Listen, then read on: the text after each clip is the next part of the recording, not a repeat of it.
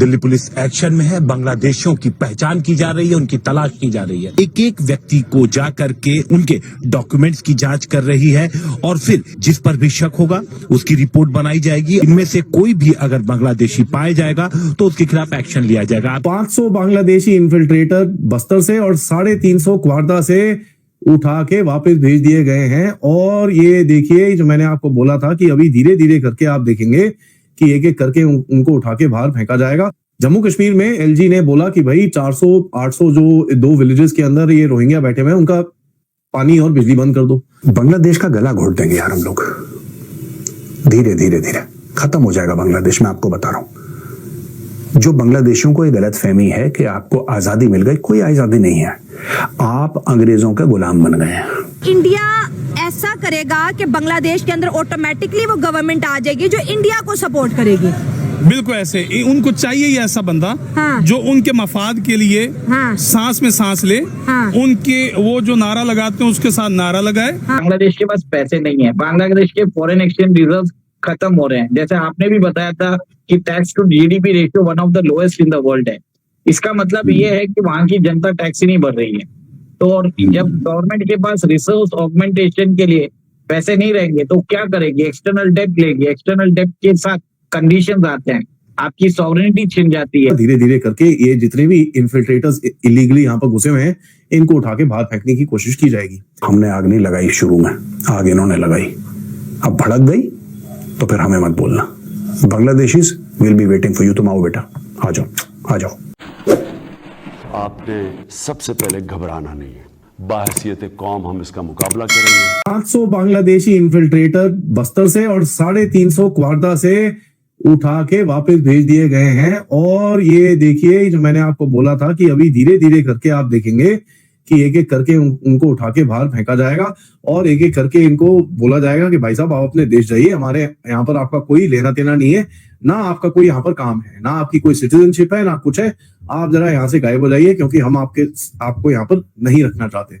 और ये चीज मैं आपको बड़ा क्लियरली बता दूं, ये तो शुरुआत है ऑपरेशंस की और ये ऑपरेशंस अभी जारी रहेंगे। पहले 10, 20, 30 के हिसाब में चलते थे, अभी देखिए 750 लोग, 850 लोग एक साथ कर दिए जाते हैं।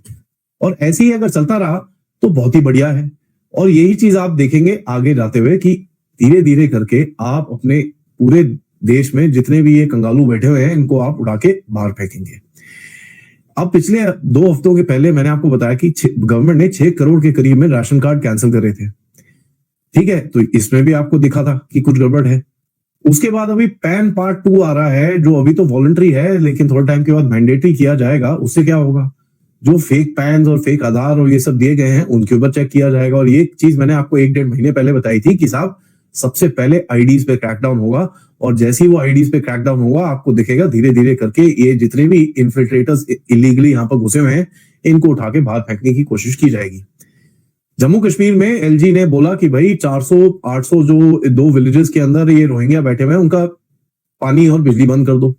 उमर अब्दुल्ला के दर्द हुआ, कहता है नहीं नहीं ये तो इंसान है, हम थोड़ी मरने दे सकते हैं इनको, ये वो। At the end of it देखिए एक्सपोज कौन हुआ? एक्सपोज कौन हुआ? ये तो सबके सामने ही है। एक और एक्शन हुआ, इंडियन कोस्ट गार्ड ने कल 80 के करीब में फिशरमैन उठाए कंगालू देशों के, जो भारत के पानी में आके मछली बना रहे थे, मछली उठा रहे थे, मछली खींच रहे थे। तो अभी 2 ये फिशरमैन की जो बोट्स हैं, एक FV लैला 2 और एक FV मेघना 5, दोनों को जब्त कर लिया है। 78 आपके पास अरेस्टेड है। और आप देखिए होगा मजा, क्योंकि मैं आपको बड़ा क्लियरली बता रहा हूं कि भाई भारत की जो टॉलरेंस लेवल है वो अब खत्म हो चुकी है। जिसको एक बार हराम के खाने की आदत लग गई भाई, वो मेहनत करके नहीं खा सकता। और इनको हराम की आदत लग गई है। आज की तारीख में बड़ा ये लोग ना रो रहे हैं, बड़ा रो रहे हैं यार। हमारी टेक्सटाइल की इंडस्ट्री जो है वो खत्म हो रही है।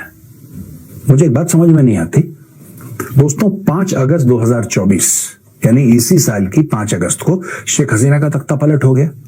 उसके पहले काफी सारे प्रोटेस्ट्स हुए बांग्लादेश में कि ये नहीं चलेगा, वो नहीं चलेगा, इसको निकालो, ये करो, वो करो, बहुत बुरी औरत है, डिक्टेटर है। उसको 5 अगस्त को निकाल दिया।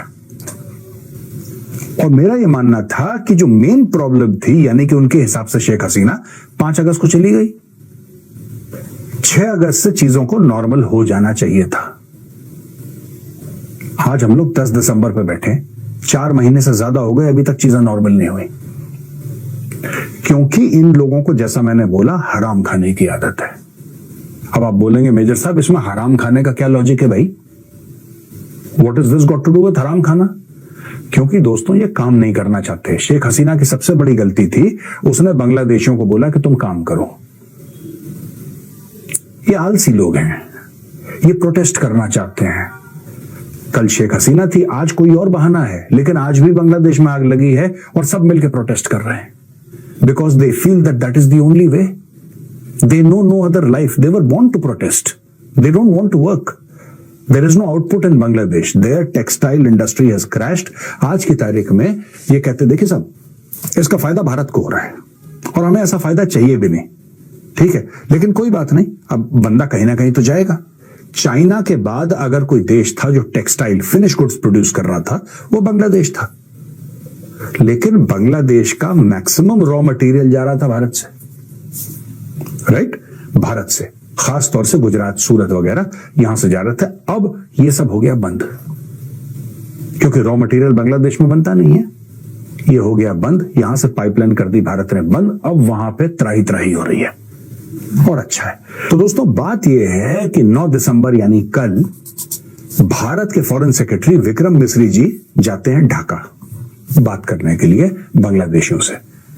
वो मिलते हैं तौहीद हुसैन से, जो कि इनके फॉरेन अफेयर्स के एडवाइजर हैं, और मिलते हैं चीफ एडवाइजर जो कि मोहम्मद यूनुस, दोनों से मिलते हैं। और वो कहते हैं कि यार जो माइनॉरिटीज के खिलाफ जो अटैक हो रहा है ना बांग्लादेश में, ये ठीक नहीं है यार।